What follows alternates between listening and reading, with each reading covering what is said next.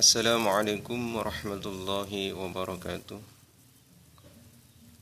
A'udzubillahi minasyaitonirrajim. Bismillahirrahmanirrahim. Alhamdulillahi nahmaduhu wa nasta'inuhu wa nastaghfiruh. Wa na'udzubillahi min syururi anfusina wa min sayyiati a'malina. Man yahdihillahu fala mudilla lahu wa may yudlil fala hadiya lahu. Asyhadu an la ilaha illallah wahdahu la syarika lah wa asyhadu anna sayyidina Muhammadan abduhu wa rasuluhu la nabiyya ba'dah. Allahumma salli wa sallim ala sayyidina wa maulana Muhammadin wa ala alihi wa ashabihi ajma'in, amma ba'du. Para pemirsa, pendengar dan para penonton yang saya hormati, di kesempatan siang hari ini melalui YouTube, dalam video ini kami ingin menyampaikan sebuah tema, yaitu seseorang akan senantiasa kehilangan satu rakaat di dalam sholat jamaah bersama imam. Namun yang saya sampaikan di siang hari ini adalah selain apa yang menjadi tema yang akan menjadi pembahasan kita, tentunya kami ingin memberikan uraian-uraian yang lain yang tentunya masih ada kaitannya, ada hubungannya dengan masalah sholat jamaah. Mudah-mudahan ini semua apa yang saya sampaikan bisa menambah wawasan, bermanfaat untuk kita semua tentunya, terutama di dalam masalah pelaksanaan ibadah sholat. Para penonton yang saya hormati, kita akan membahas yang pertama tadi, seseorang akan senantiasa meninggalkan kehilangan satu rakaat ketika sholat bersama dengan imam. Lalu kemudian yang kedua nanti akan saya sampaikan mengenai tata cara menjadi seorang imam dan menjadi seorang makmum. Kemudian yang ketiga nanti akan saya sampaikan insyaallah mengenai apa yang harus kita lakukan demi untuk mengharapkan pahala yang besar sebagai tambahan pahala dari sholat jamaah yang kita lakukan. Yang pertama, kita sebagai makmum apabila tidak mengetahui, maka tentunya kita akan selalu kehilangan satu rakaat yang kita lakukan setiap kita menjadi makmum, setiap kita menjadi makmum di dalam sholat jamaah kita. Seorang makmum harus mengetahui agar supaya tidak hilang satu rakaat yang selalu dikerjakan di dalam sholat jamaah.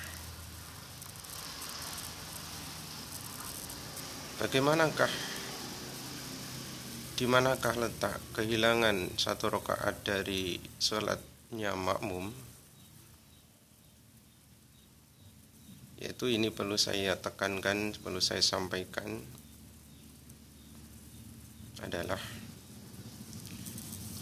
seorang makmum apabila menjadi makmum masbuk, artinya menjadi makmum yang tidak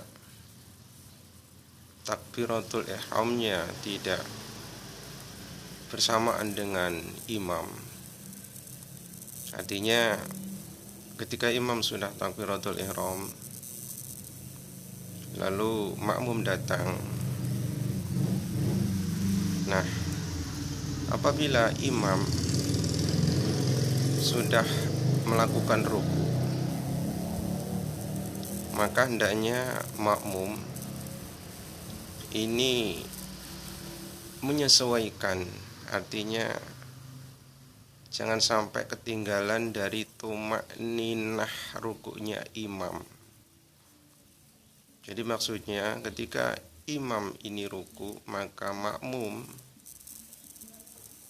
ini hendaknya mensegerakan untuk beruku pula.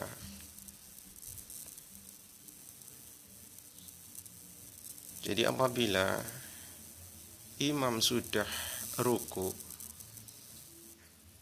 kemudian makmum yang baru datang ini tidak segera ruku, lalu imam bangkit dari ruku, lalu makmum ruku, maka ini makmum atau rokaat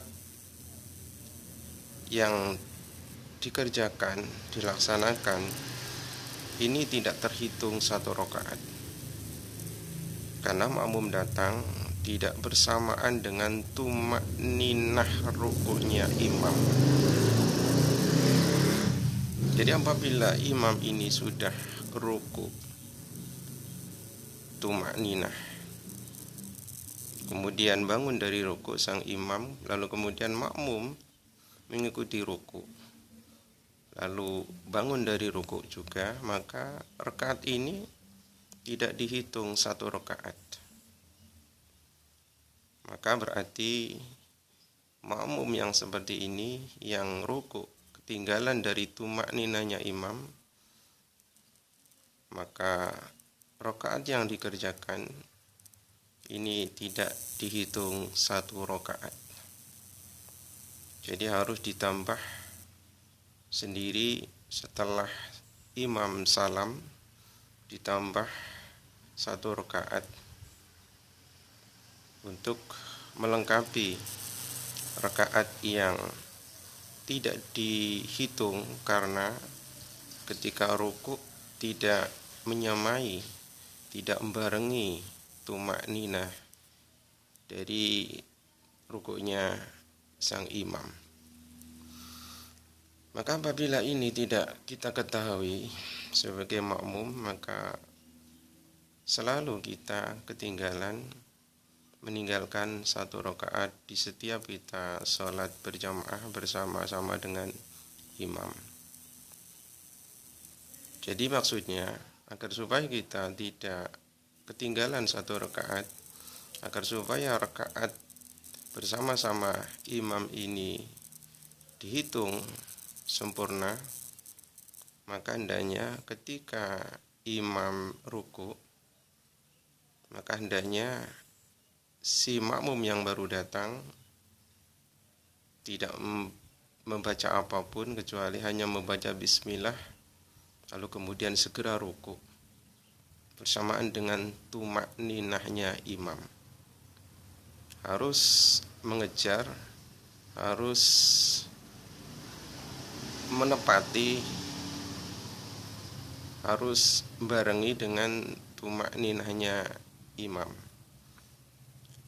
Lalu ketika imam bangun dari ruku, kemudian makmum ini juga bangun dari ruku. Tapi apabila si makmum ini ketika ruku, baru ruku, tetapi imamnya sudah bangkit, imam baru ruku tapi imamnya sudah bangun dari ruku, maka ini secara otomatis dia ketinggalan rukuknya imam. Bila ketinggalan rukuknya imam, maka makmum yang masbuk, yang datang belakangan ini berarti mulai ruku, sujud sampai satu rakaatnya imam yang diikuti juga oleh makmum, maka satu rakaat ini tidak dihitung 1 rakaat di dalam sholatnya makmum. Lalu kemudian para penonton yang saya hormati,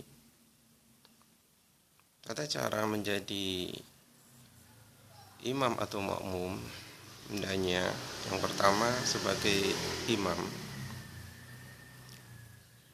hendaknya setelah membaca takbiratul ihram sambil mengangkat 2 tangan, habis itu hendaknya disunahkan untuk imam tetap membaca doa iftitah.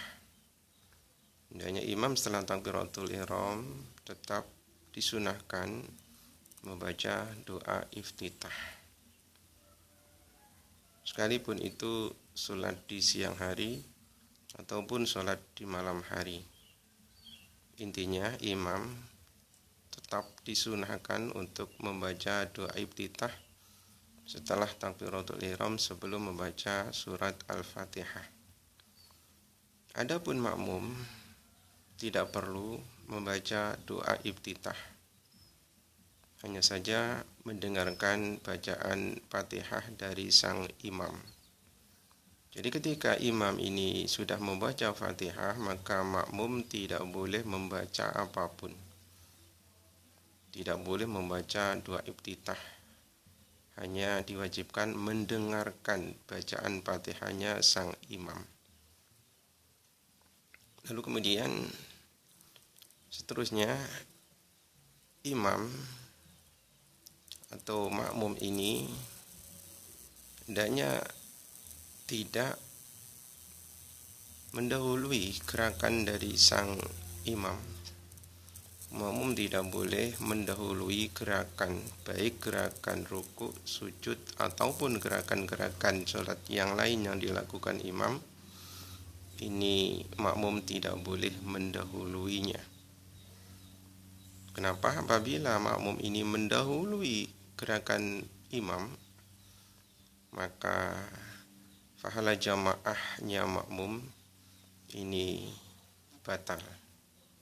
Maka gugurlah pahala jamaahnya sang makmum yang mendahului gerakan imam. Apakah tetap tidak batal sholatnya? Tetap tidak batal, akan tetapi tidak mendapatkan pahala sholat jamaah, hanya mendapatkan pahala sholat seorang diri.